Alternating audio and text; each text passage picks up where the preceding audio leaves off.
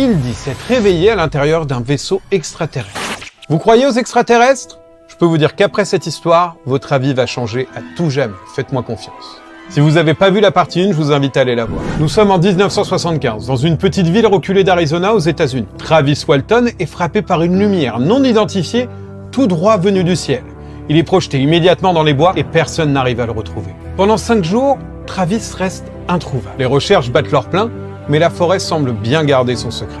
Les autorités commencent même à douter, et la police soupçonne même ses collègues d'avoir joué un rôle dans sa disparition. Puis au 6e jour, un appel inattendu change toute l'histoire. Travis est enfin retrouvé. Il est retrouvé nu, désorienté et terrifié. Il se trouve à plusieurs kilomètres de l'endroit où il a disparu. Lorsqu'il reprend ses esprits, il raconte une histoire incroyable. Il dit s'être réveillé à l'intérieur d'un vaisseau extraterrestre, avec des humanoïdes qui l'observaient et l'étudiaient. Il dit être entouré de machines totalement étranges et il dit avoir eu une sensation d'impuissance totale qui le paralysait entièrement. Travis dit ensuite qu'il a réussi à s'échapper de la salle où il était, puis qu'il s'est ensuite retrouvé dans un vaisseau immense, peuplé de créatures qui ne ressemblaient à rien de ce qu'il n'avait jamais vu.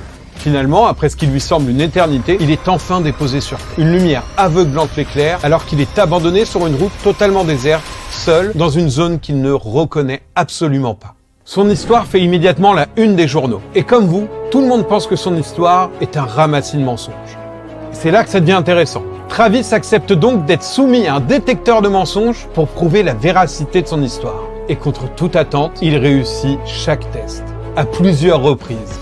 Son histoire est donc vraie. Aujourd'hui, l'enlèvement de Travis Walton reste l'un des cas les plus étudiés et les plus controversés d'OVNI. Était-ce une hallucination collective, un complot ou bien la preuve ultime que nous ne sommes pas seuls dans l'univers? J'ai vraiment hâte d'avoir votre avis et que vous me donniez votre théorie en commentaire.